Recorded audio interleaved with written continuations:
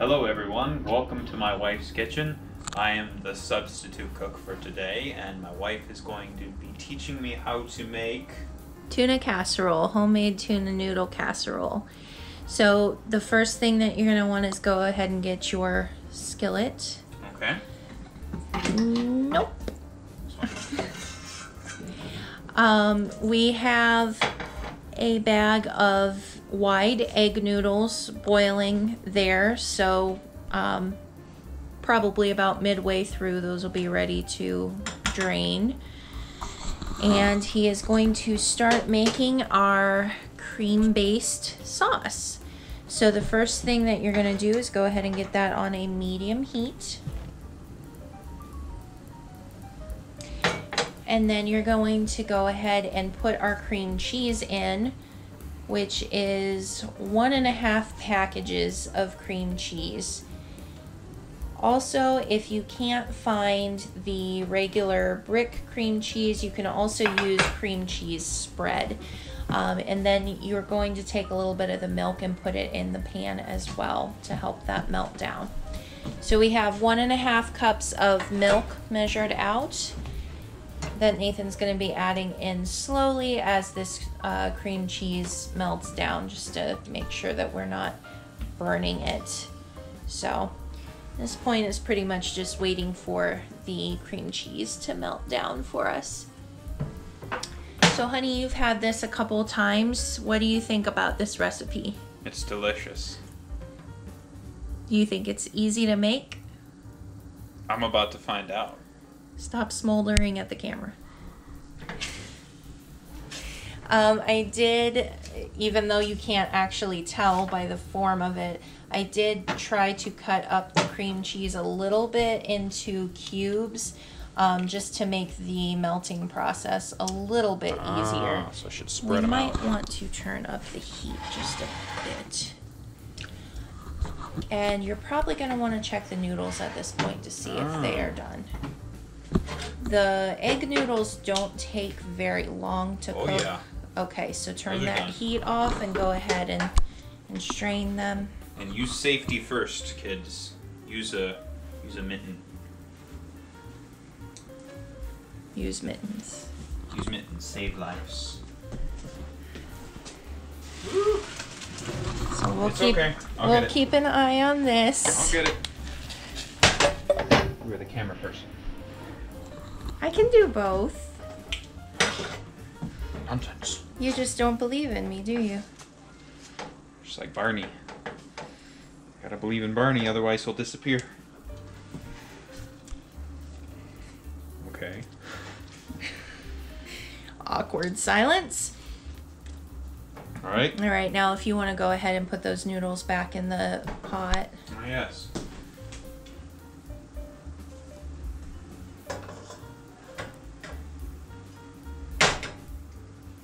And we also have the oven preheating to 350 degrees. At this point, you're going to want to add some more milk in there.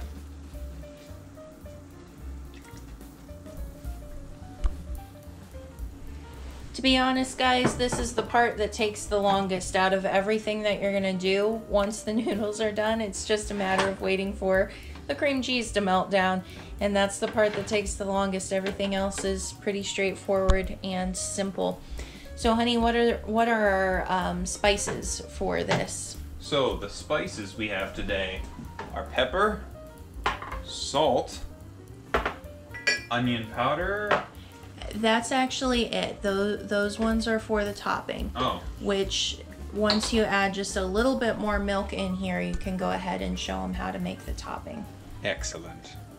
Ooh, I like the topping. You guys will like it as well. It involves butter and panko, which is like crushed goodness. They are Japanese breadcrumbs. Yes. So you can let this go for a little bit and go ahead and show us how to make the topping. All right, let's make that. All right, so how much butter do we have? We have a stick of butter. A whole stick? No, half a stick. Okay. Half a stick of butter. Do I need a mixing bowl? No, you're going to mix it right in there with the melted butter. Now we need how much of this?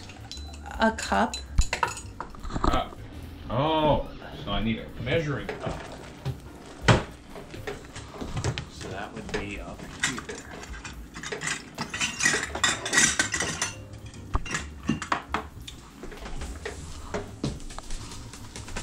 So 4 tablespoons of butter melted to a cup of panko, but it's probably going to end up being a little bit more, but the cup is going to be where you start from.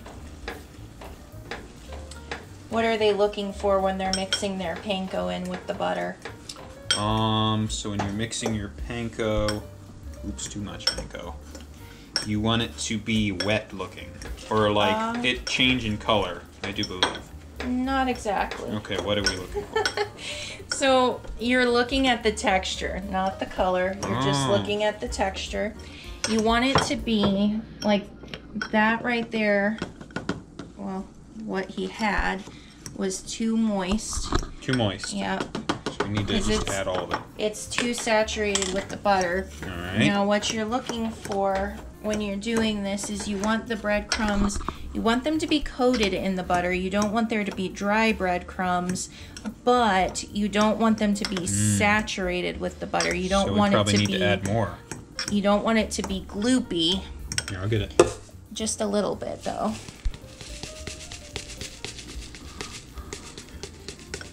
You are my brain, I am your hands. So yeah, that'll probably be good right about there as far as the... Do you see how it's not super soggy? It's just like it's making little clumps. Yeah. And the little clumps are what we really want because this is going to be giving us our crunch element on the top. Now, seasoning, I always like to carry the same seasoning that's in the main dish into that. Okay. So you're going to do some salt, some pepper, some onion.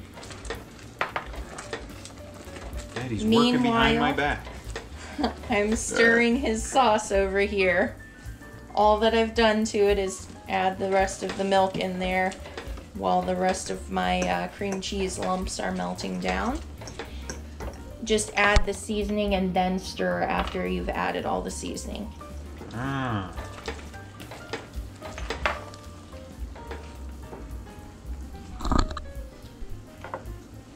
And then after the onion powder, you're going to add just a bit of the turmeric and some smoked paprika, excuse me. A pinch. And what that's going to do for us, it is going to give us a little bit of flavor on it, but it is also just going to give us some nice color on it. It's going to automatically make it like a golden brown color. Oh yeah. Very nice, very nice. Alright, so go ahead and give that a stir. Get it all incorporated and then hop on back over here with your sauce. Spill the crumbs. Mix that stuff. Your sauce needs attention.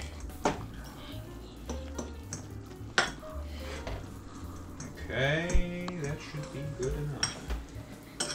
Alright. There's not nearly enough paprika in there. Oh. Alright, so for your sauce here at this point, Yes? I have not taught you how to season well. So for your sauce, you're going to go ahead and put your tuna in. So this is 4 drained cans of tuna. I love me some tuna. Anybody who doesn't love tuna needs to try it again because you will love it. And while you're mixing that in, start adding in slowly the juice from the tuna cans. Okay. So we did save the water that was in the cans of tuna. I do get my tuna packed in water, not in oil. And the water that it's packed in has extra tuna flavor in it, so that's why we're using this as opposed to more milk or a water, anything like that, because it's going to give us that flavor. So go ahead and put that down for now, and we need to get the veggies in. Okay. So very easy on the veggies as well. I just like to use a bag or a couple bags of mixed vegetables or peas and carrots, whatever you can find at the store.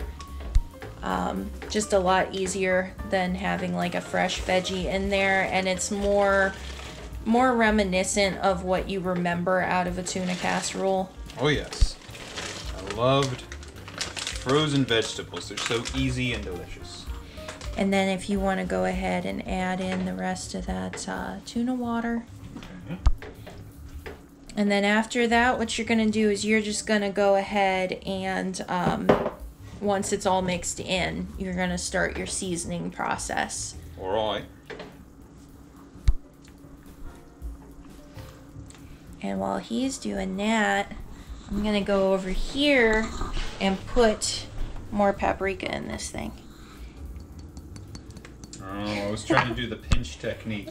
Vision did not teach me well. We don't do pinches in this household. A pinch of paprika. A pinch? Okay, so I'll show you while I'm stirring this kind of what I'm looking for. Like I said before, you want it to be like kind of golden brown, kind of like the way that you want your cookie to come out of the oven. So just some nice color in there. All right, have you seasoned up the sauce? No. What do I season it with? The salt, the pepper, and the onion powder. Ah.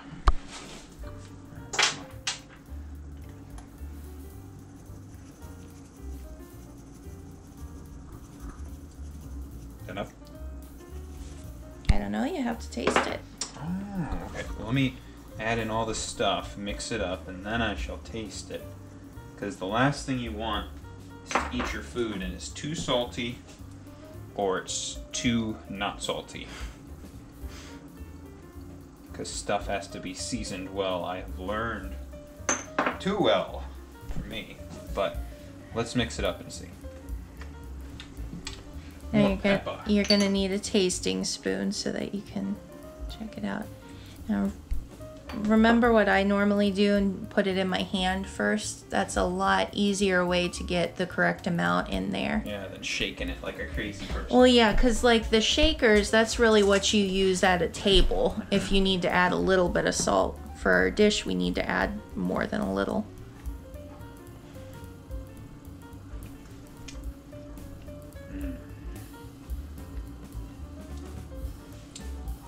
You don't remember what I taught you.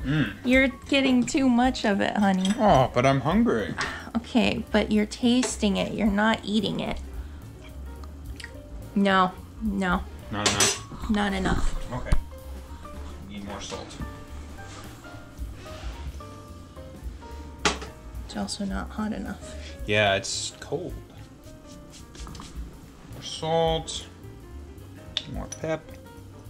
You can always load in the pepper because it really doesn't hurt you. Yeah. It doesn't really over flavor unless you use like a lot of pepper. Put some pep in that step.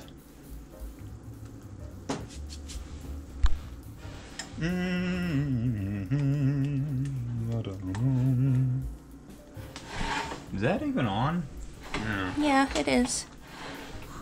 All right, let's sample it the way she told me to.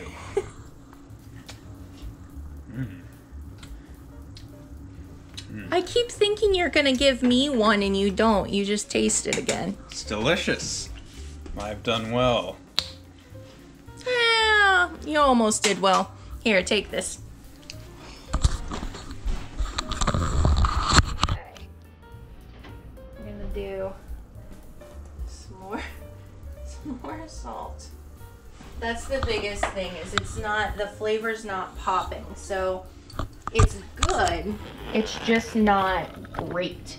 And when you're just a little bit away from that, you want to just keep working because it's almost there, but it's not quite there. So let's see what we got now.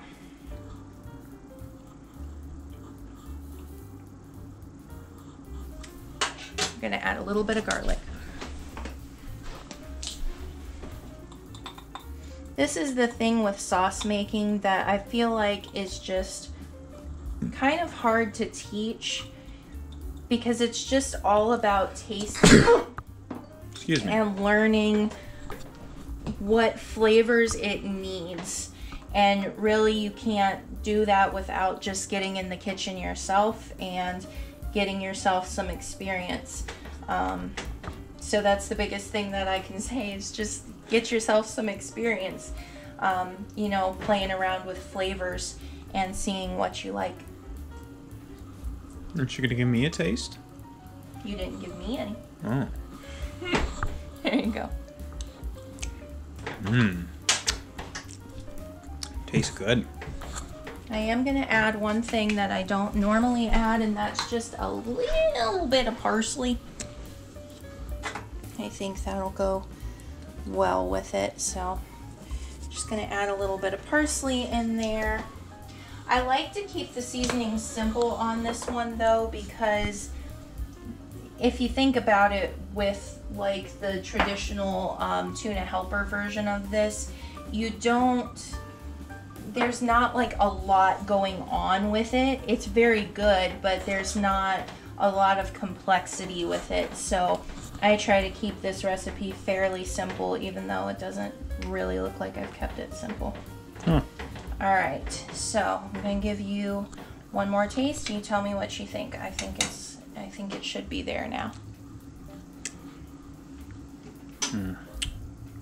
Very good. Okay, so get back over here.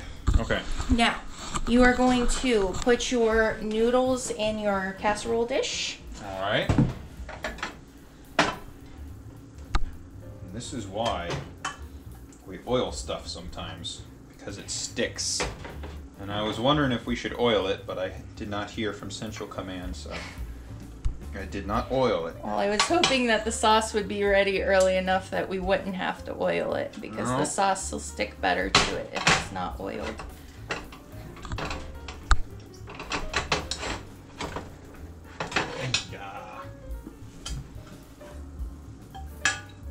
Get out with their noodles.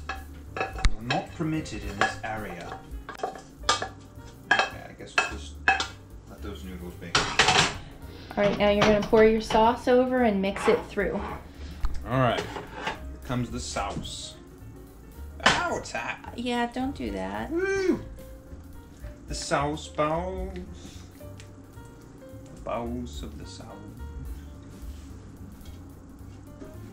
Mmm. Smells delicious. Working backwards here.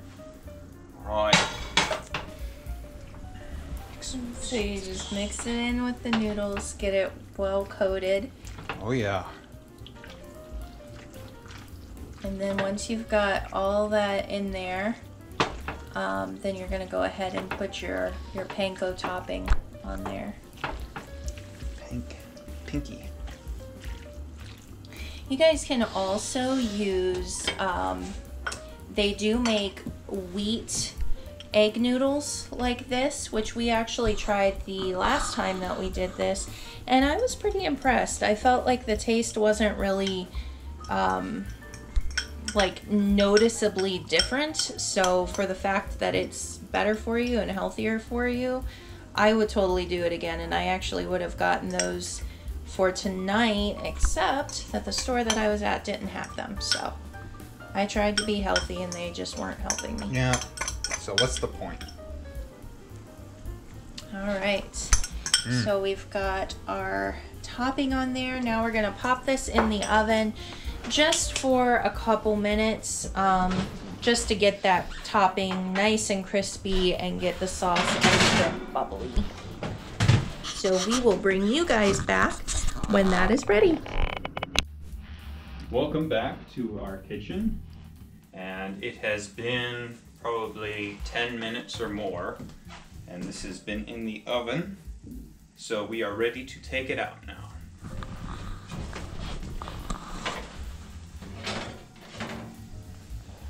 There, that looks amazing. Very good. And we will be eating on that for probably 2 days. And that's what's great about this. It makes a lot of food for the little time that you spend making it. Yep.